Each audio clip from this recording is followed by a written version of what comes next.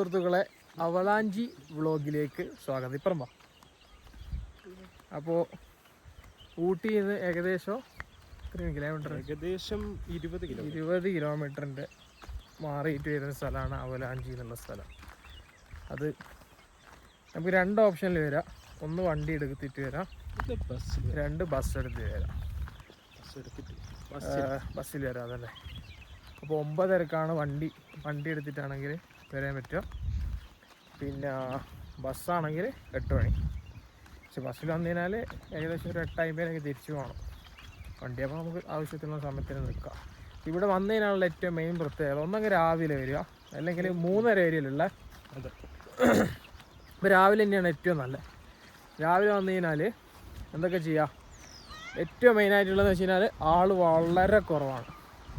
ആവശ്യത്തിന് നമുക്കിവിടെ നിന്ന് പ്രകൃതി ആസ്വദിച്ച് എൻജോയ് ചെയ്ത് നിൽക്കാം. ഇപ്പോൾ ഇവിടെ വന്നതിൽ ഞാനിവന് മാത്രമേ ഇവിടെ ഉള്ളൂ. ബാക്കിയുള്ള ഒരാൾ ഇതാ ഈ സ്ഥലത്ത് മുഴുവൻ ഒരു മനുഷ്യനുമില്ല, ഫുള്ളായിട്ട്. ഇതെങ്ങനെയുണ്ട്? നൈസല്ലേ? Hidden spot, Ooty hidden spot. ഇതിപ്പോൾ ഓഫ് സീസൺ ആയതുകൊണ്ടാണ് വെള്ളം കുറവ്.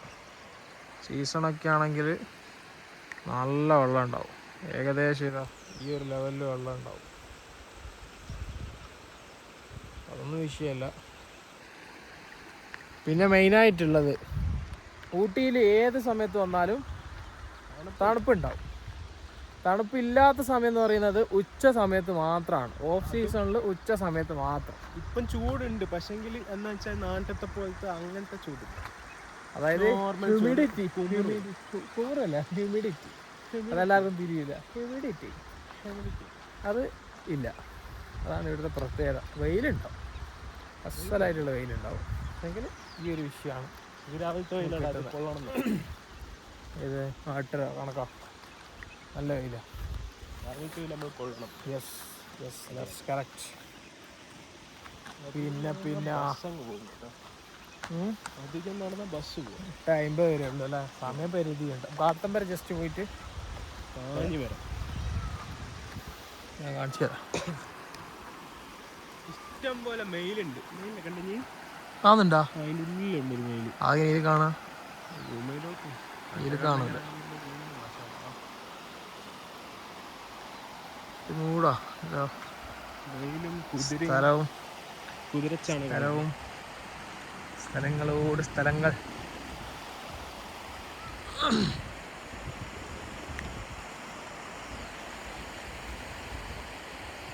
ഫാമിലീസിനെല്ലാം വന്നതിനാൽ ബെസ്റ്റ് പ്ലേസ് ആണ്. ഓക്കെ.